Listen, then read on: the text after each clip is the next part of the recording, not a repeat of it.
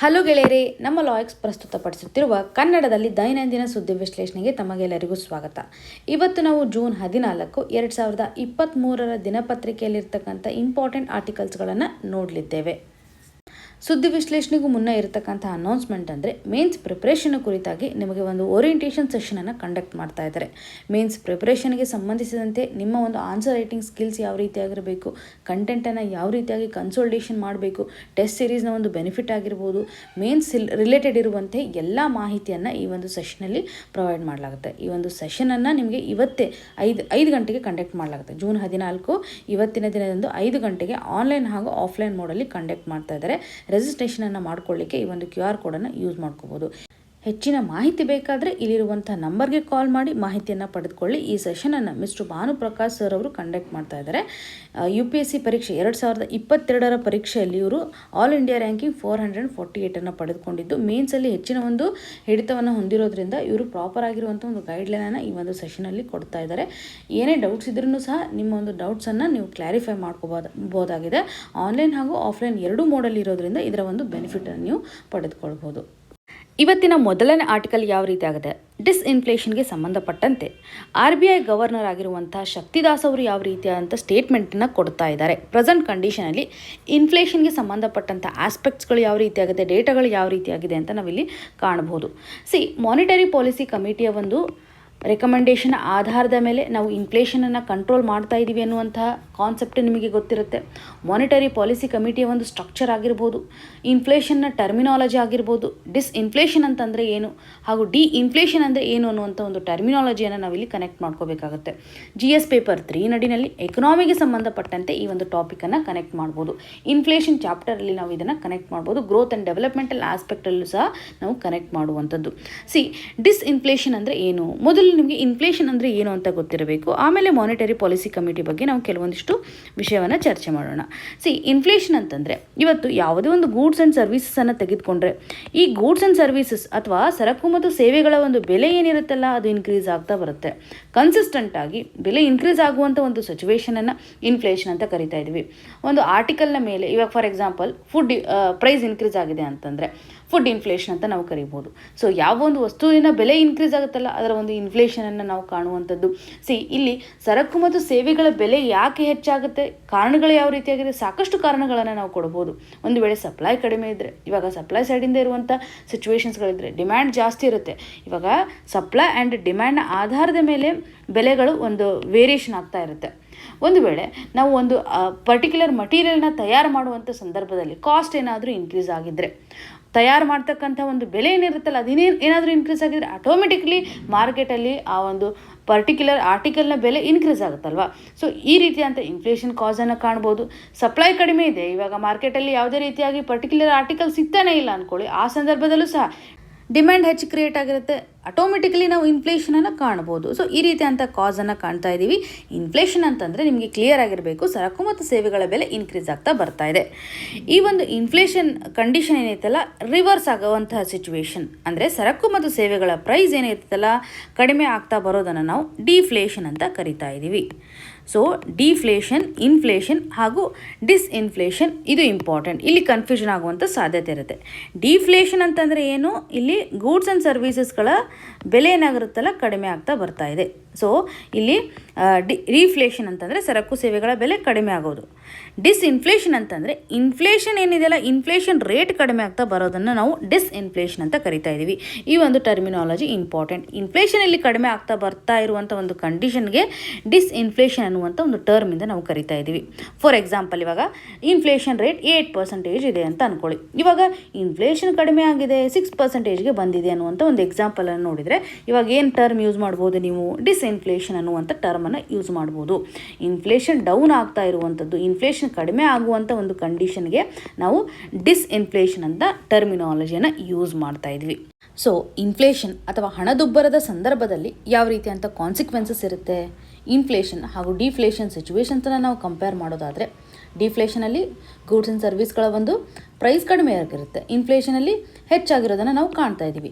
ಈ ಒಂದು ಸಿಚುವೇಶನ್ಸನ್ನು ನಾವು ಕಂಪ್ಯಾರಿಸನ್ ಮಾಡ್ತಾ ಹೋದರೆ ಇನ್ಫ್ಲೇಷನ್ ನಡಿನಲ್ಲಿ ನಾವು ಹೆಚ್ಚಿನ ಒಂದು ಡಿಮ್ಯಾಂಡನ್ನು ನೋಡ್ತಾ ಇದ್ದೀವಿ. ಅಗ್ರಿಗೇಟ್ ಡಿಮ್ಯಾಂಡ್ ಆಗಿರುತ್ತೆ.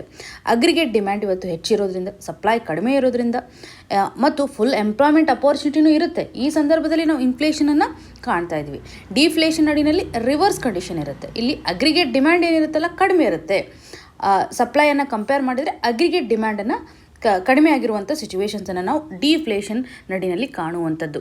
ಸಮ್ಟೈಮ್ಸ್ ಇನ್ಫ್ಲೇಷನ್ ಸಂದರ್ಭದಲ್ಲಿ ನಾವು ಓವರ್ ಎಂಪ್ಲಾಯ್ಮೆಂಟನ್ನು ಕಾಣ್ತಾ ಇದ್ದೀವಿ. ಡಿಫ್ಲೇಷನ್ ಸಂದರ್ಭದಲ್ಲಿ ಅಂಡರ್ ಎಂಪ್ಲಾಯ್ಮೆಂಟ್ ಸಿಚುವೇಶನ್ಸನ್ನು ಕಾಣುವಂಥದ್ದು. ಇಲ್ಲಿ ಎಕ್ಸೆಸಿವ್ ಆಗಿರುವಂಥ ಒಂದು ಡಿಮ್ಯಾಂಡ್ ಇರುತ್ತೆ, ಬೇಡಿಕೆ ಇರುತ್ತೆ. ಡಿಫ್ಲೇಷನ್ ನಡಿನಲ್ಲಿ ಅಗ್ರಿಗೇಟ್ ಡಿಮ್ಯಾಂಡ್ ಏನಿರುತ್ತಲ್ಲ ಕಡಿಮೆ ಇರುತ್ತೆ.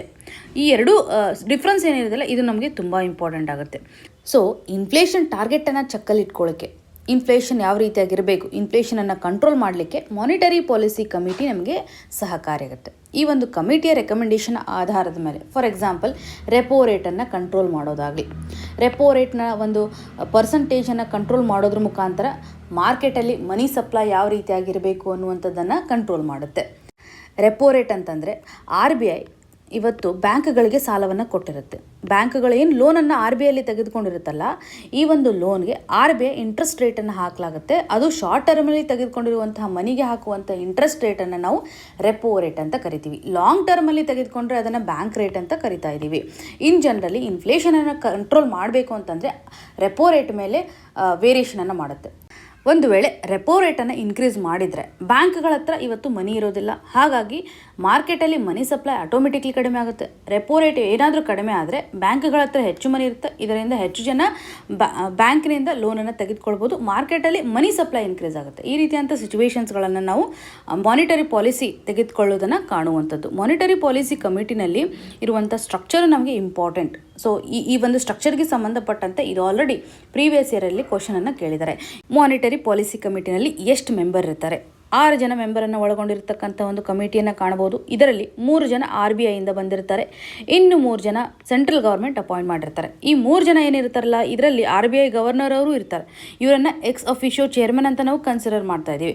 ಇನ್ನು 3 ಮೆಂಬರ್ಸ್ ಏನಿದಾರಲ್ಲ, ಇವರು ಸೆಂಟ್ರಲ್ ಗೌರ್ಮೆಂಟಿಂದ ಅಪಾಯಿಂಟ್ ಆಗಿರ್ತಾರೆ. ಸೊ ಯಾರು ಇವತ್ತು ಅಕೌಂಟ್ಗೆ ಸಂಬಂಧಪಟ್ಟಂಥ ನಾಲೆಜನ್ನು ಹೊಂದಿರ್ತಾರೆ ಅಥವಾ ಫೈನಾನ್ಷಿಯಲ್ ರಿಲೇಟೆಡ್ ಇರತಕ್ಕಂಥ ಆಸ್ಪೆಕ್ಟ್ ಬಗ್ಗೆ ಪ್ರಾಪರ್ ಆಗಿರುವಂಥ ಡೆಪ್ತ್ ನಾಲೆಜನ್ನು ಹೊಂದಿರ್ತಾರೆ, ಅವರನ್ನು ಇಲ್ಲಿ ಅಪಾಯಿಂಟ್ ಮಾಡಲಾಗುತ್ತೆ. ಇಲ್ಲಿ ಇನ್ಫ್ಲೇಷನ್ ಟಾರ್ಗೆಟನ್ನು ಯಾವ ರೀತಿಯಾಗಿ ಕಂಟ್ರೋಲ್ ಮಾಡ್ತಾ ಇದ್ದಾರೆ ಅಂದರೆ 4% ಟಾರ್ಗೆಟನ್ನು ನಾವು ಮಾಡಬೇಕು. ಇದರಲ್ಲಿ 2% ಹೆಚ್ಚಾದರೂ ಆಗ್ಬೋದು, 2% ಕಡಿಮೆ ಆದರೂ ಆಗ್ಬೋದು ಅನ್ನುವಂಥ ಒಂದು ಟಾರ್ಗೆಟ್. ಸೊ ಇದೇ ರೀತಿಯಾದಂಥ ಒಂದು ಟಾರ್ಗೆಟನ್ನು ಮೇಂಟೈನ್ ಮಾಡ್ತಾ RBI ಬರ್ತಾ ಇದೆ ಅನ್ನುವಂಥದ್ದು. ಸೊ ಈ ಒಂದು ಮಾನಿಟರಿ ಪಾಲಿಸಿ ಕಮಿಟಿ ಏನಿದೆಯಲ್ಲ, ಇದೊಂದು ಸ್ಟ್ಯಾಟ್ಯುಟರಿ ಹಾಗೂ ಇನ್ಸ್ಟಿಟ್ಯೂಷನಲೈಸ್ಡ್ ಫ್ರೇಮ್ವರ್ಕ್. ಇದನ್ನು ನಾವು RBI ಆ್ಯಕ್ಟ್ 1934 ನಡಿನಲ್ಲಿ ಕಾಣುವಂಥದ್ದು. ಸೊ ಮಾನಿಟರಿ ಕಮಿಟಿಯ ಪ್ರೈಮರಿ ಆಬ್ಜೆಕ್ಟಿವ್ ಅಂತಂದರೆ ಇವತ್ತು ಮಾನಿಟರಿ ಪಾಲಿಸಿ ನಡಿನಲ್ಲಿ ಒಂದು ಪ್ರಾಪರ್ ಆಗಿರುವಂಥ ಅಕೌಂಟಬಿಲಿಟಿಯನ್ನು ಎನ್ಶೋರ್ ಮಾಡುವಂಥದ್ದಾಗಲಿ ಮತ್ತು ಟ್ರಾನ್ಸ್ಪರೆನ್ಸಿಯನ್ನು ತರುವಂಥದ್ದಾಗಲಿ, ಗ್ರೋತನ್ನು ಸಹ ಅವರು ಕನ್ಸಿಡ್ರೇಷನ್ ಮಾಡ್ತಾ ಇನ್ಫ್ಲೇಷನ್ ಟಾರ್ಗೆಟನ್ನು ಅಚೀವ್ ಮಾಡಲಿಕ್ಕೆ ಡಿಸಿಷನನ್ನು ತೆಗೆದುಕೊಳ್ಳುತ್ತೆ. ಈ ಒಂದು ಪಾಲಿಸಿ ನಡಿನಲ್ಲಿ ಇಂಟ್ರೆಸ್ಟ್ ರೇಟ್ ಮೇಲೆ ಬದಲಾವಣೆಯನ್ನು ಮಾಡೋದ್ರ ಮುಖಾಂತರ ಇನ್ಫ್ಲೇಷನನ್ನು ಕಂಟ್ರೋಲಲ್ಲಿ ತರುತ್ತೆ ಅನ್ನುವಂಥ ಆಸ್ಪೆಕ್ಟ್. ಎಕ್ಸಾಮಿನೇಷನ್ ಪರ್ಸ್ಪೆಕ್ಟಿವಲ್ಲಿ ಇನ್ಫ್ಲೇಷನ್ಗೆ ಸಂಬಂಧಪಟ್ಟಂಥ ಟರ್ಮಿನಾಲಜಿ ಬೇಸ್ಡ್ ಕ್ವಶನ್ಸ್ಗಳಾಗಿರ್ಬೋದು ಅಥವಾ ಮಾನಿಟರಿ ಪಾಲಿಸಿ ಕಮಿಟಿಯ ಒಂದು ಫಂಕ್ಷನ್ ಯಾವ ರೀತಿಯಾಗಿರುತ್ತೆ, ಇದರ ಒಂದು ಇಂಪಾರ್ಟೆನ್ಸ್ ಯಾವ ರೀತಿಯಾಗಿದೆ ಅನ್ನೋದ್ರ ಬಗ್ಗೆ ನಾವು ಕನೆಕ್ಟ್ ಮಾಡಿಕೊಂಡ್ರೆ ಸಾಕು. ಪ್ರಿಲಿಮ್ಸಲ್ಲಿ ಕ್ವಶನ್ಸ್ಗಳನ್ನು ನಾವು ಎಕ್ಸ್ಪೆಕ್ಟ್ ಮಾಡ್ಬೋದು. ಇನ್ನು ಮುಂದಿನ ಆರ್ಟಿಕಲ್ ಯಾವ ರೀತಿಯಾಗಿದೆ, ಭಾರತ ಹಾಗೂ US semi conductor supply chain ಮೇಲೆ ಫೋಕಸನ್ನು ಮಾಡ್ತಾ ಇದೆ. ರಿಸೋರ್ಸಸ್ಗಳನ್ನು ಯಾವ ರೀತಿಯಾಗಿ ಡೈವರ್ಸಿಫೈ ಮಾಡಬೇಕು, ಇದರ ಒಂದು ಇಂಪಾರ್ಟೆನ್ಸ್ ಯಾವ ರೀತಿಯಾಗಿದೆ.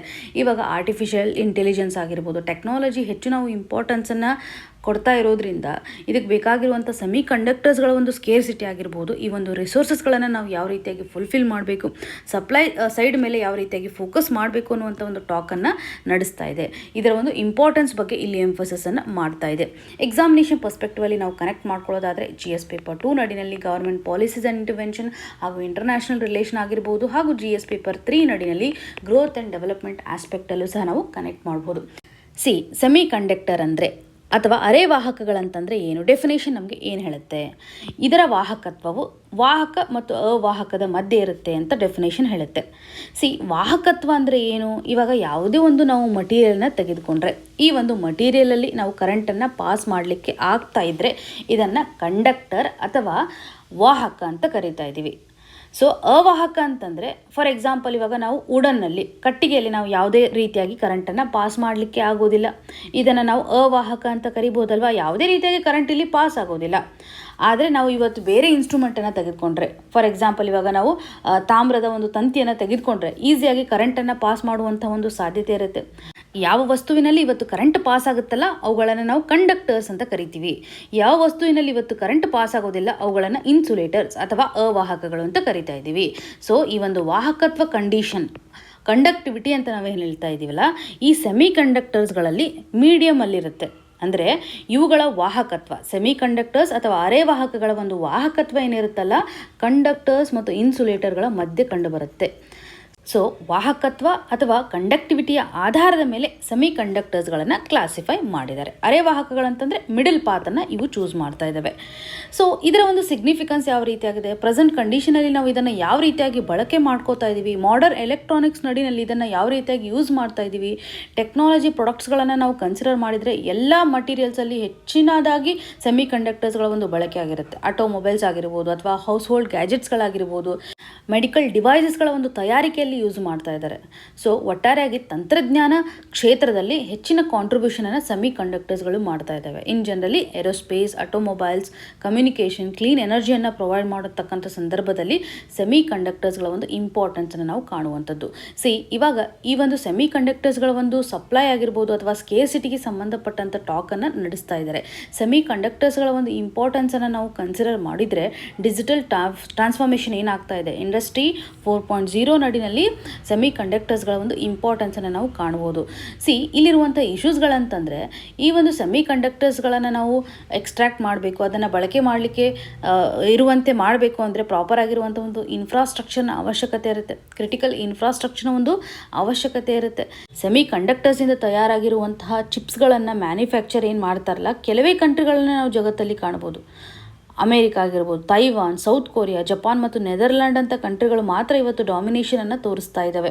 ಭಾರತದ ಕಂಡೀಷನನ್ನು ನೋಡಿದರೆ ನಾವು ಪ್ರೆಸೆಂಟ್ಲಿ ಹೆಚ್ಚು ಇಂಪೋರ್ಟನ್ನು ಮಾಡ್ಕೋತಾ ಇದ್ದೀವಿ. 2025 ಒಳಗಾಗಿ ಭಾರತದ ಒಂದು ಇಂಪೋರ್ಟಿಂಗ್ ಕಂಡೀಷನ್, ಅದರಲ್ಲೂ ಈ ಒಂದು ಸೆಮಿ ಕಂಡಕ್ಟರ್ಗೆ ಸಂಬಂಧಪಟ್ಟಂಥ ಇಂಪೋರ್ಟಿಂಗ್ ಯಾವ ರೀತಿ ಆಗ್ಬೋದು, $100 ಬಿಲಿಯನ್ ಅಷ್ಟು ರೀಚ್ ಆಗ್ಬೋದು ಅನ್ನುವಂಥ ಒಂದು ಎಸ್ಟಿಮೇಷನನ್ನು ಹೇಳ್ತಾ ಇದ್ದಾರೆ. ಪ್ರಸ್ತುತವಾಗಿ $24 ಬಿಲಿಯನ್ ಅಷ್ಟು ನಾವು ಇಂಪೋರ್ಟನ್ನು ಮಾಡ್ಕೋತಾ ಇದ್ದೀವಿ. ಈ ಒಂದು ಇಂಪೋರ್ಟ್ ಇನ್ಕ್ರೀಸ್ ಆಗುವಂತಹ ಸಾಧ್ಯತೆ ಇರುತ್ತೆ ಅಂತ ಇದಕ್ಕೆ ಸಂಬಂಧಪಟ್ಟಂತೆ ಸರ್ಕಾರನೂ ಸಹ ಕೆಲವೊಂದಿಷ್ಟು ಪ್ರೋಗ್ರಾಮನ್ನು ಲಾಂಚ್ ಮಾಡಿದ್ದಾರೆ. ಸೆಮಿ ಕಂಡಕ್ಟರ್ಸ್ಗಳ ಒಂದು ಮ್ಯಾನುಫ್ಯಾಕ್ಚರಿಂಗ್ ಆಗಿರ್ಬೋದು, ಎಲೆಕ್ಟ್ರಾನಿಕ್ ಕಾಂಪೊನೆಂಟ್ಸ್ಗಳನ್ನು ಮ್ಯಾನುಫ್ಯಾಕ್ಚರಿಂಗ್ ಮಾಡಲಿಕ್ಕೆ ನಾವು ಸಪೋರ್ಟನ್ನು ಕೊಡಬೇಕು ಅಂತ ಸ್ಪೆಕ್ಸ್ ಅನ್ನುವಂಥ ಒಂದು ಯೋಜನೆಯನ್ನು ಲಾಂಚ್ ಮಾಡಿದ್ದಾರೆ. Scheme for promotion of manufacturing of electronic components and semi conductors ಅನ್ನುವಂಥ ಒಂದು ಪ್ರೋಗ್ರಾಮನ್ನು ಕಾಣಬಹುದು. 2021 ಸಹ ಡಿಸೈನ್ ಲಿಂಕ್ಡ್ ಇನ್ಸೆಂಟಿವ್ ಸ್ಕೀಮನ್ನು ಸಹ ಲಾಂಚ್ ಮಾಡಿದ್ದಾರೆ. ಸೊ ಸೆಮಿ ಕಂಡಕ್ಟರ್ ಅಥವಾ ಎಲೆಕ್ಟ್ರಾನಿಕ್ಸ್ಗೆ ಸಂಬಂಧಪಟ್ಟಂಥ ಒಂದು ಡಿಸೈನ್ ಆಗಿರ್ಬೋದು, ಡೊಮೆಸ್ಟಿಕ್ ಲೆವೆಲಲ್ಲಿ ಕೆಲವೊಂದಿಷ್ಟು ಕಂಪನೀಸ್ಗಳಿಗೆ ಇವತ್ತು ಸಪೋರ್ಟನ್ನು ಕೊಡ್ತಾ ಇದ್ದಾರೆ. ಸೊ ಇಲ್ಲಿ ನಾವು ಯಾವ ರೀತಿಯಾಗಿ ಡಿಸೈನ್ ಬೇಸ್ಡ್ ಮೇಲೆ ಅವ್ರಿಗೆ ನಾವು ಇನ್ಸೆಂಟಿವ್ಸನ್ನು ಪ್ರೊವೈಡ್ ಮಾಡ್ಬೋದು ಅಂತ, ಇದರಿಂದ ಮ್ಯಾನುಫ್ಯಾಕ್ಚರಿಂಗ್ ಕೆಪಾಬಿಲಿಟೀಸ್ಗಳನ್ನು ಸಹ ನಾವು ಇನ್ಕ್ರೀಸ್ ಮಾಡ್ಬೋದು ಹಾಗೂ ಗ್ಲೋಬಲ್ ಲೆವೆಲಲ್ಲೂ ಸಹ ಡಿಮ್ಯಾಂಡನ್ನು ಕ್ರಿಯೇಟ್ ಮಾಡ್ಬೋದು, ಇಂಪೋರ್ಟನ್ನು ಕಡಿಮೆ ಮಾಡ್ಬೋದು ಅನ್ನುವಂಥ ನಿಟ್ಟಿನಲ್ಲಿ ಪ್ರೋಗ್ರಾಮನ್ನು ಲಾಂಚ್ ಮಾಡಿದ್ದಾರೆ. ಆದರೆ ಕೆಲವೊಂದಿಷ್ಟು ಚಾಲೆಂಜಸ್ಗಳು ಏನಂತಂದರೆ, ಇಲ್ಲಿ ನಾವು ಇನ್ವೆಸ್ಟ್ಮೆಂಟನ್ನು ಹೆಚ್ಚು ಮಾಡಲಿಕ್ಕೆ ಆಗ್ತಾ ಇಲ್ಲ. ಸೊ ಹೈ ಇನ್ವೆಸ್ಟ್ಮೆಂಟ್ ರಿಕ್ವೈರ್ಮೆಂಟ್ ಇರೋದ್ರಿಂದ ಟೆಕ್ನಾಲಜಿ ಬೇಸ್ಡ್ ಆಸ್ಪೆಕ್ಟ್ಸ್ ಏನಿದೆಲ್ಲ ಇನ್ ಜನರಲಿ ಹೆಚ್ಚಿನ ಒಂದು ಇನ್ವೆಸ್ಟ್ಮೆಂಟನ್ನು ಡಿಮ್ಯಾಂಡ್ ಮಾಡ್ತಾ ಇರುತ್ತೆ. ಕ್ಯಾಪಿಟಲ್ ಇನ್ವೆಸ್ಟ್ಮೆಂಟೇ ಇಲ್ಲಿ ಕಡಿಮೆ ಇದೆ ಅನ್ನುವಂಥ ಒಂದು ಇಶ್ಯೂಸ್ಗಳಾಗಿರ್ಬೋದು. ಇದರಿಂದ ನಾವು ಹೆಚ್ಚು ಇಂಪೋರ್ಟನ್ನು ಮಾಡ್ಕೋತಾ ಇದ್ದೀವಿ. ಹಾಗೂ ಸರ್ಕಾರದ ಒಂದು ಸಪೋರ್ಟ್ ಇಲ್ಲಿ ಇಂಪಾರ್ಟೆಂಟ್ ಆಗುತ್ತೆ. ನಾವು ಹೆಚ್ಚು ಇವತ್ತು ಪ್ರೈವೇಟ್ ಆಸ್ಪೆಕ್ಟ್ಸಲ್ಲಿ ಇನಿಷಿಯೇಟಿವ್ಸನ್ನು ತೆಗೆದುಕೊಳ್ತಾ ಇದ್ದೀವಿ. ಲಾರ್ಜ್ ಸ್ಕೇಲಲ್ಲಿ ಇವತ್ತು ಸರ್ಕಾರ ಸಪೋರ್ಟನ್ನು ಮಾಡೋದ್ರ ಮುಖಾಂತರ, ಅದರಲ್ಲೂ ಇನ್ವೆಸ್ಟ್ಮೆಂಟನ್ನು ಮಾಡಲಿಕ್ಕೆ ಸರ್ಕಾರ ಏನಾದರೂ ಮುಂದಾದರೆ ನಾವು ಹೆಚ್ಚಿನ ಒಂದು ಗ್ರೋತನ್ನು ಕಾಣ್ಬೋದು. ಸೆಮಿ ಕಂಡಕ್ಟರ್ ಇಂಡಸ್ಟ್ರೀಸ್ ನಡಿನಲ್ಲಿ ಗ್ರೋತನ್ನು ನಾವು ಕಾಣಲಿಕ್ಕೆ ಸಾಧ್ಯತೆ ಇದೆ ಅಂತ. ಸೊ ಎಕ್ಸಾಮಿನೇಷನ್ ಪರ್ಸ್ಪೆಕ್ಟಿವಲ್ಲಿ ಸೆಮಿ ಕಂಡಕ್ಟರ್ಸ್ಗಳಂತಂದ್ರೇನು, ಇದರ ಒಂದು ಇಂಪಾರ್ಟೆನ್ಸ್ ಇನ್ ಜನರಲ್ ಆಗಿ ನಿಮಗೆ ತಿಳಿದಿರಬೇಕು. ಮೇನ್ಸ್ ಪರ್ಸ್ಪೆಕ್ಟಿವಲ್ಲೂ ಸಹ ಆಸ್ಪೆಕ್ಟ್ಸ್ಗಳು ನಮಗೆ ಇಂಪಾರ್ಟೆಂಟ್ ಆಗುತ್ತೆ. ಈ ಒಂದು ಇಂಡಸ್ಟ್ರೀಸ್ಗಳ ಗ್ರೋತ್ ಯಾವ ರೀತಿಯಾಗಿರುತ್ತೆ ಅಥವಾ ಈ ಒಂದು ಇಂಡಸ್ಟ್ರೀಸ್ಗಳ ಗ್ರೋತನ್ನು ನಾವು ಕಾಣಲಿಕ್ಕೆ ಯಾಕೆ ಆಗ್ತಾ ಇಲ್ಲ, ಸಫಿಷಿಯೆಂಟ್ ಕ್ವಾಂಟಿಟಿನಲ್ಲಿ ಇವತ್ತು ನಾವು ಸೆಮಿ ಕಂಡಕ್ಟರ್ಸ್ಗಳ ತಯಾರಿಕೆಯನ್ನು ಮಾಡಲಿಕ್ಕೆ ಆಗ್ತಾ ಇಲ್ಲ ಅನ್ನುವಂಥ ಒಂದು ಕನ್ಸರ್ನನ್ನು ಕನೆಕ್ಟ್ ಮಾಡ್ಬೋದು. ಮೇನ್ಸಲ್ಲೂ ಸಹ ಇಂಪಾರ್ಟೆಂಟ್ ಆಗುತ್ತೆ ಹಾಗೂ ಪ್ರಿಲಿಮ್ಸ್ ಆಸ್ಪೆಕ್ಟಲ್ಲೂ ಸಹ ನಮಗೆ ಇಂಪಾರ್ಟೆಂಟ್ಲಿ ಈ ಒಂದು ಟಾಪಿಕ್ ಸಹಕಾರಿಯಾಗುತ್ತೆ. ಇನ್ನು ಮುಂದಿನ ಆರ್ಟಿಕಲ್ ಯಾವ ರೀತಿ ಆಗಿದೆ, where any one can be accused of sedition. ಈ ಆರ್ಟಿಕಲನ್ನು ಸಿಲೆಬಸಲ್ಲಿ ನಾವು GS ಪೇಪರ್ 1 ಹಿಸ್ಟ್ರಿಗೆ ಸಂಬಂಧಪಟ್ಟಂತೆ ಮಾಡರ್ನ್ ಇಂಡಿಯಾ ಹಾಗೂ GS ಪೇಪರ್ 2 ನಡಿನಲ್ಲಿ government policies and interventions, important judgement and cases, fundamental rights ಆಸ್ಪೆಕ್ಟಲ್ಲೂ ಸಹ ಕನೆಕ್ಟ್ ಮಾಡ್ಬೋದು. ಈ ಒಂದು ಆರ್ಟಿಕಲ್ ನಡಿನಲ್ಲಿ ಪ್ರೆಸೆಂಟ್ ಕಂಡೀಷನಲ್ಲಿ ಸೆಡಿಷನನ್ನು ಯಾವ ರೀತಿಯಾಗಿ ಮಿಸ್ಯೂಸ್ ಮಾಡ್ಕೋತಾ ಇದ್ದೇವೆ, ಕೆಲವೊಂದಿಷ್ಟು ಕೇಸಸ್ಗಳನ್ನು ನಾವು ಕನ್ಸಿಡರ್ ಮಾಡಿದರೆ ಅನ್ನೆಸೆಸರಿಲಿ ಇವತ್ತು ಸರ್ಕಾರ ಸೆಡಿಷನನ್ನು ಯೂಸ್ ಮಾಡ್ತಾ ಇದೆ ಅನ್ನುವಂಥ ಒಂದು ಕೋರ್ ಇನ್ಫಾರ್ಮೇಷನನ್ನು ಕಾಣ್ಬೋದು.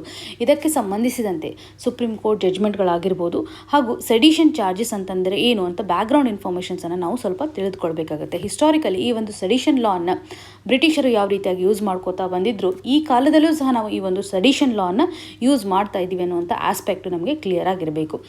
ಮೊದಲ ಬಾರಿ ಸೆಡಿಷನ್ ಲಾವನ್ನು 1837 ಡ್ರಾಫ್ಟ್ ಮಾಡಲಾಗುತ್ತೆ. ಇದನ್ನು ಥಾಮಸ್ ಮೆಕಿಲೆ ಅವರು ಡ್ರಾಫ್ಟ್ ಮಾಡಿರ್ತಾರೆ. ಈ ಸಂದರ್ಭದಲ್ಲಿ ಯಾವುದೇ ರೀತಿಯಾಗಿ ಇಂಡಿಯನ್ ಪೀನಲ್ ಕೋಡಲ್ಲಿ ಇದನ್ನು ನಾವು ಯೂಸ್ ಮಾಡಿರೋದಿಲ್ಲ. 1860 ಇಲ್ಲಿ ರಿಜೆಕ್ಟ್ ಮಾಡಲಾಗಿರುತ್ತೆ.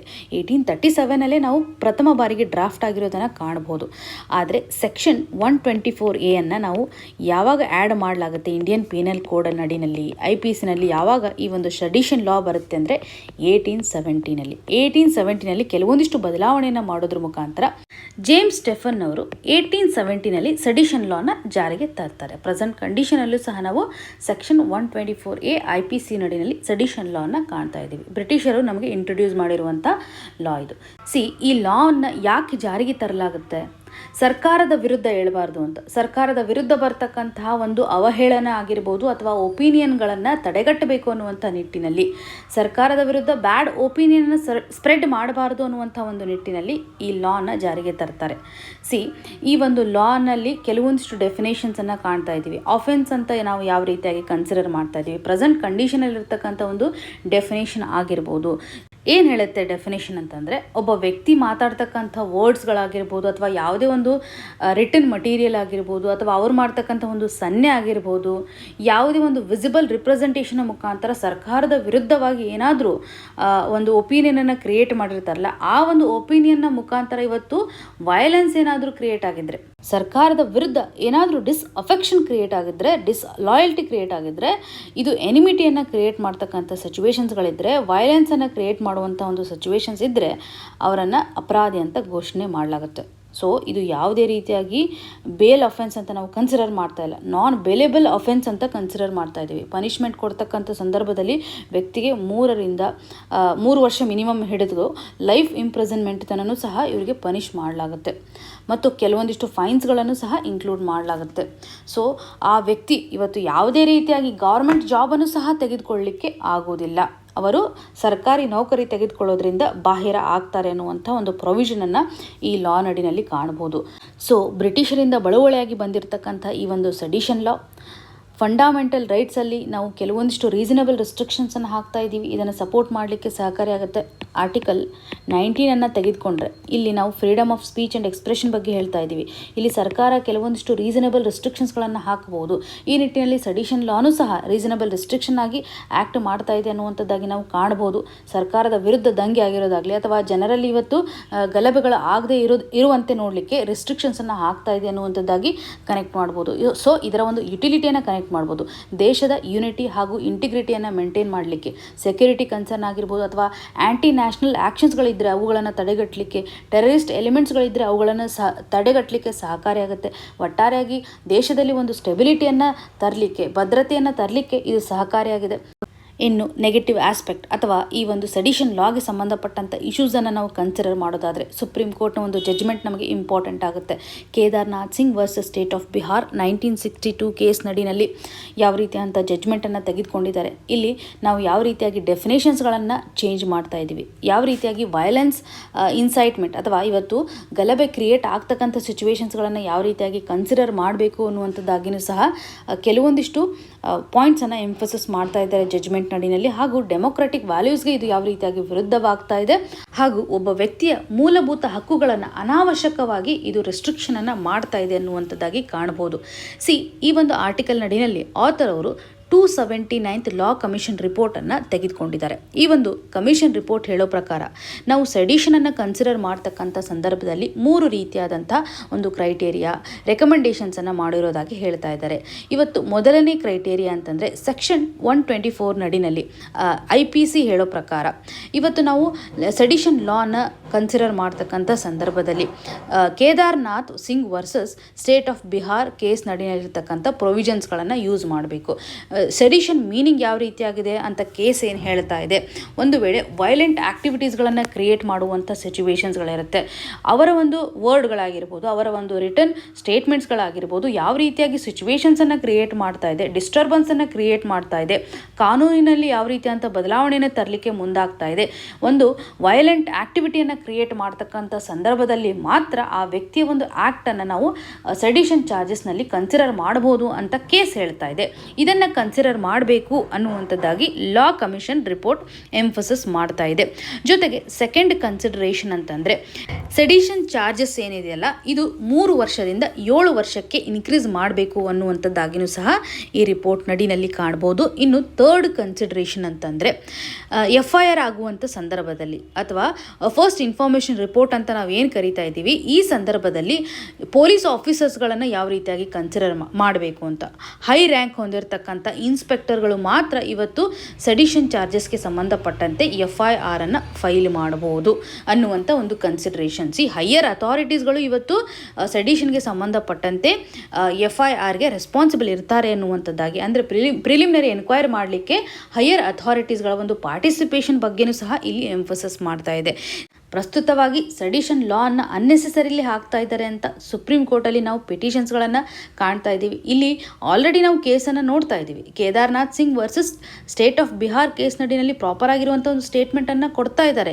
ಇಲ್ಲಿ ಯಾವ ರೀತಿಯಾಗಿ ವೈಲೆಂಟ್ ಆ್ಯಕ್ಟಿವಿಟಿಗಳನ್ನು ನಾವು ಕನ್ಸಿಡರ್ ಮಾಡಬೇಕು, ಇಲ್ಲಿ ಯಾವ ರೀತಿಯಾದಂಥ ಸೋರ್ಸ್ ಆಫ್ ಕ್ರಿಮಿನಾಲಿಟಿ ಅನ್ನು ಇದೆ ಮತ್ತು ಫಂಡಾಮೆಂಟಲಿ ನಾವು ಇಲ್ಲಿ ಈ ಸಿಚುವೇಶನ್ಸನ್ನು ಯಾವ ರೀತಿಯಾಗಿ ಕನ್ಸಿಡರ್ ಮಾಡಬೇಕು ಅನ್ನುವಂಥದ್ದಾಗಲಿ, ಡಿಸ್ಅಫೆಕ್ಷನ್ ಟು ದಿ ಗವರ್ಮೆಂಟ್ ಅನ್ನುವಂಥದ್ದಾಗಿ ನಾವು ಹೇಗೆ ಕನ್ಸಿಡರ್ ಮಾಡಬೇಕು, ಪೊಲಿಟಿಕಲ್ ಸ್ಪೀಚಸ್ಗಳನ್ನು ನಾವು ಯಾವ ರೀತಿಯಾಗಿ ಇನ್ಕ್ಲೂಡ್ ಮಾಡಬೇಕು ಮತ್ತು ನಮ್ಮ ಡೆಮೊಕ್ರಾಟಿಕ್ ಪ್ರಿನ್ಸಿಪಲ್ ನಡಿನಲ್ಲಿ ನಾವು ಫ್ರೀಡಮ್ ಆಫ್ ಸ್ಪೀಚ್ ಆ್ಯಂಡ್ ಎಕ್ಸ್ಪ್ರೆಷನ್ಗೆ ಇಂಪಾರ್ಟೆನ್ಸನ್ನು ಕೊಡ್ತಾ ಇರೋದ್ರಿಂದ ಇಲ್ಲಿನೂ ಸಹ ಮೂಲಭೂತ ಹಕ್ಕುಗಳಿಗೆ ರಿಸ್ಟ್ರಿಕ್ಷನ್ಸ್ ಆಗಬಾರ್ದು ಅನ್ನುವಂಥ ಎಲ್ಲ ಸಿಚುವೇಶನ್ಸ್ಗಳನ್ನು ಕನ್ಸಿಡರ್ ಮಾಡೋದಾದರೆ ನಾವು ಈ ರೆಕಮೆಂಡೇಷನ್ಸ್ಗಳನ್ನು ಎಲ್ಲ ನೋಡ್ತಾ ಇರೋದಾದರೆ ಮತ್ತು ಪೊಲೀಸಲ್ಲೂ ಸಹ ನಾವು ಇವತ್ತು ಪವರನ್ನು ಕೊಡ್ತಾ ಇರುವಂಥ ಸಿಚುವೇಶನ್ಸ್ಗಳಾದ್ರೂ ಸಹ ಇವತ್ತು ನಾವು ಈ ಒಂದು ಸೆಡಿಷನ್ ಲಾ ಇಂದ ಆಗ್ತಕ್ಕಂಥ ಇಂಪ್ಯಾಕ್ಟನ್ನು ತಡೆಗಟ್ಟಲಿಕ್ಕೆ ಆಗ್ತಾ ಇಲ್ಲ. ನಾವು ಏನೇ ಚೇಂಜಸನ್ನು ಮಾಡಿದ್ರು ಇಲ್ಲಿರುವಂಥ ಒಂದು ಲ್ಯಾಂಗ್ವೇಜನ್ನು ಬದಲಾವಣೆ ಮಾಡಿದ್ದೀವಿ, ಕೇಸಸ್ಗಳನ್ನು ನಾವು ಕಾಣ್ತಾ ಇದ್ದೀವಿ, ಸರ್ಕಾರದ ವಿರುದ್ಧ ಒಂದು ಕ್ರಿಟಿಸಿಸಮ್ಗೆ ಸಂಬಂಧಪಟ್ಟಂತೆಯೂ ಸಹ ನಾವು ರೆಸ್ಟ್ರಿಕ್ಷನ್ಸ್ಗಳನ್ನು ಹಾಕ್ತಾ ಇದ್ದೀವಿ.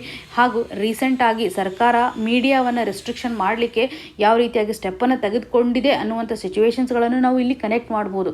ಸೊ ಎಕ್ಸಾಮಿನೇಷನ್ ಪರ್ಸ್ಪೆಕ್ಟಿವಲ್ಲಿ ಸೆಡಿಷನ್ ಲಾಗೆ ಸಂಬಂಧಪಟ್ಟಂಥ ಬೇಸಿಕ್ ಇನ್ಫಾರ್ಮೇಷನ್ ಆಗಿರ್ಬೋದು ಹಾಗೂ ಪ್ರೆಸೆಂಟ್ ಕಂಡೀಷನಲ್ಲಿ ಈ ಒಂದು ಆರ್ಟಿಕಲ್ ನಡಿನಲ್ಲಿ ಲಾ ಕಮಿಷನ್ ಹೇಳುವಂಥ ಕೆಲವೊಂದಿಷ್ಟು ರಿಪೋರ್ಟ್ನ ಆಧಾರದ ಮೇಲೆ ಬದಲಾವಣೆಯನ್ನು ಯಾವ ರೀತಿಯಾಗಿ ಮಾಡಿದ್ದಾರೆ, ಸ್ಟಿಲ್ ನಾವು ಒಂದು ಇಂಡಿವಿಜುವಲ್ ಮೇಲೆ ಆಗ್ತಕ್ಕಂಥ ಸೆಡಿಷನ್ ಲಾ ಇಂದ ಆಗುವಂಥ ಒಂದು ಇಂಪ್ಯಾಕ್ಟನ್ನು ಕನೆಕ್ಟ್ ಮಾಡ್ಬೋದು. ಇದು ಯಾವ ರೀತಿಯಾಗಿ ವೈಲೆನ್ಸ್ ಅಥವಾ ಇನ್ಇಕ್ವಾಲಿಟಿಯನ್ನು ನಮ್ಮ ಸಮಾಜದಲ್ಲಿ ಕ್ರಿಯೇಟ್ ಮಾಡ್ತಾ ಇದೆ ಅನ್ನುವಂಥದ್ದಾಗಿ ಕನೆಕ್ಟ್ ಮಾಡೋದು ಎಕ್ಸಾಮಿನೇಷನ್ ಪರ್ಸ್ಪೆಕ್ಟಿವಲ್ಲಿ ಇಂಪಾರ್ಟೆಂಟ್ ಆಗುತ್ತೆ. ಸರ್ಕಾರ ಇವತ್ತು ಈ ಒಂದು ಸೆಡಿಷನ್ ಲಾನ ಪ್ರೆಸೆಂಟ್ ಕಂಡೀಷನಲ್ಲಿ ಭದ್ರತೆ ಹಾಗೂ ಸೆಕ್ಯೂರಿಟಿಗೆ ಸಂಬಂಧಪಟ್ಟಂತೆ ಏನೋ ಯೂಸ್ ಮಾಡ್ತಾ ಇದೆ. ಆದರೆ ಇದರ ಒಂದು ಇಂಟೆನ್ಷನ್ ಮೊದಲು ಬ್ರಿಟಿಷರು ಇದನ್ನು ಜಾರಿಗೆ ಯಾಕೆ ತಂದಿದ್ರು, ಕೇವಲ ಸೆಡಿಷನ್ ಲಾಗೆ ಸಂಬಂಧಪಟ್ಟಂಥ ಲ್ಯಾಂಗ್ವೇಜಸ್ಗಳನ್ನು ಬದಲಾವಣೆ ಮಾಡೋದ್ರ ಮುಖಾಂತರ ನಾವು ಪ್ರಜಾಪ್ರಭುತ್ವದ ತತ್ವಗಳನ್ನು ಎತ್ತಿ ಹಿಡಿಲಿಕ್ಕೆ ಆಗೋದಿಲ್ಲ ಅನ್ನುವಂಥ ಒಂದು ಕನ್ಸರ್ನನ್ನು ಆಥರ್ ಅವರು ವ್ಯಕ್ತಪಡಿಸಿದ್ದಾರೆ. ಎಕ್ಸಾಮಿನೇಷನ್ ಪರ್ಸ್ಪೆಕ್ಟಿವಲ್ಲಿ ಇಷ್ಟು ಪಾಯಿಂಟ್ಸ್ಗಳನ್ನು ನಾವು ಕನೆಕ್ಟ್ ಮಾಡ್ಕೋಬೋದು.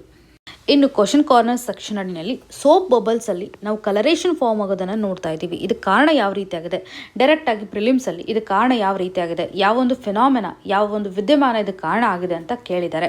ಸೊ ಈ ನಿಟ್ಟಿನಲ್ಲಿ ಇಲ್ಲಿ ಕೆಲವೊಂದಿಷ್ಟು ಎವಿಡೆನ್ಸನ್ನು ಎಂಫಸಿಸ್ ಮಾಡ್ತಾ ಇದ್ದಾರೆ. ಸೋಪ್ ಬಬಲ್ಸ್ ಆಗಿರ್ಬೋದು ಅಥವಾ ಆಯಿಲ್ ಲೇಯರ್ಸ್ ನಡಿನಲ್ಲಿ ಇಂಟರ್ಫರೆನ್ಸ್ ಫಿನಾಮಿನಾ ಆಗ್ತಾ ಇರೋದ್ರಿಂದ, ಲೈಟ್ ವೇವ್ಸಲ್ಲಿ ಆಗ್ತಾ ಇರುವಂಥ ಒಂದು ಇಂಟರ್ಫರೆನ್ಸ್ ಫಿನಾಮಿನಾದ ಮುಖಾಂತರ ನಾವು ಕಲರೇಷನ್ಸನ್ನು ಕಾಣ್ತಾ ಇದ್ದೀವಿ. ಸನ್ಲೈಟಲ್ಲಿ ನಾವು ಯಾವ ರೀತಿ ಅಂತ ಕಲರ್ನ ಕಾಣ್ತಾ ಇದ್ದೀವಿ. 7 ಕಲರ್ಸನ್ನು ನಾವು ಸನ್ಲೈಟಲ್ಲಿ ಕಾಣುವಂಥದ್ದು: violet, indigo, blue, green, yellow, orange, red. ಈ ಒಂದು ಆರ್ಡರ್ ನಡಿನಲ್ಲಿ ನಾವು ವಿಬ್ ಜಿಯಾರ್ ಅಂತಕ್ಕಂಥ ಒಂದು ವರ್ಡ್ನಿಂದ ನೆನ್ಪಿಟ್ಕೋಬೋದು. ಈ ಆರ್ಡರಲ್ಲಿ ನಾವು ಕಲರೇಷನ್ ಇರುವಂಥದ್ದನ್ನು ಸನ್ಲೈಟಲ್ಲಿ ನೋಡ್ತಾ ಇದ್ದೀವಿ. ಈ ಕಲರೇಷನ್ಸ್ಗಳೇನಿದೆಲ್ಲ ಯಾವಾಗ ಒಂದು ಮಟೀರಿಯಲಲ್ಲಿ, ಇವಾಗ ಸೋಪ್ ಬಬಲ್ಸ್ ನಡಿನಲ್ಲಿ ಸನ್ಲೈಟ್ ಪಾಸ್ ಆಗಿರುವಂಥ ಸಂದರ್ಭದಲ್ಲಿ ವೇವ್ಗಳ ಒಂದು ಇಂಟ್ರಾಕ್ಷನ್ ಆಧಾರದ ಮೇಲೆ ಆಗಿರ್ಬೋದು, ಹೇಗೆ ಈ ಒಂದು ಸೋಪ್ ಬಬಲ್ಸ್ನಲ್ಲಿ ವೇವ್ಸ್ಗಳು ಪಾಸ್ ಆಗಿರುವಂಥ ಸಂದರ್ಭದಲ್ಲಿ ಸರ್ಫೇಸಲ್ಲಿ ಬೊಂಬಾರ್ಡ್ಮೆಂಟ್ ಆಗೋದ್ರ ಮುಖಾಂತರ, ಟಾಪ್ ಸರ್ಫೇಸ್ ಬಾಟಮ್ ಸರ್ಫೇಸಲ್ಲಿ ಮೂಮೆಂಟನ್ನು ತೋರಿಸೋದ್ರ ಮುಖಾಂತರ, ಬ್ರೇಕ್ ಡೌನ್ ಆಗೋದ್ರ ಮುಖಾಂತರ, ಫೇಸ್ ವೈಸ್ ಮುಖಾಂತರ ವೇವ್ಸ್ಗಳ ಒಂದು ಕ್ಯಾನ್ಸಲೇಷನ್ ಆಗಿರ್ಬೋದು, ಡಿಸ್ಟ್ರಕ್ಟಿವ್ ಇಂಟರ್ಫರೆನ್ಸ್ ಆಗಿರ್ಬೋದು, ಕನ್ಸ್ಟ್ರಕ್ಟಿವ್ ಇಂಟರ್ಫರೆನ್ಸ್ ಆಗಿರ್ಬೋದು, ಹೇಗೆ ವೇವ್ಸ್ಗಳು ಒಂದು ವೇವ್ಸ್ಗೆ ಸಪೋರ್ಟ್ ಮಾಡುತ್ತೆ, ಇದನ್ನು ಕನ್ಸ್ಟ್ರಕ್ಟಿವ್ ಫೇಸ್ ಅನ್ನುವಂಥದ್ದಾಗಿ ಇಲ್ಲಿ ಎಂಫೋಸಿಸ್ ಮಾಡ್ತಾ ಇದ್ದಾರೆ. ಡಿಸ್ಟ್ರಕ್ಟಿವ್ ಫೇಸ್ ನಡಿನಲ್ಲಿ ವೇವ್ಸ್ಗಳು ಕ್ಯಾನ್ಸಲ್ ಆಗೋದನ್ನು ಔಟ್ ಆಫ್ ಫೇಸ್ ಅನ್ನುವಂಥ ಒಂದು ಸಿಚುವೇಶನ್ಸ್ ಆಗಿರ್ಬೋದು.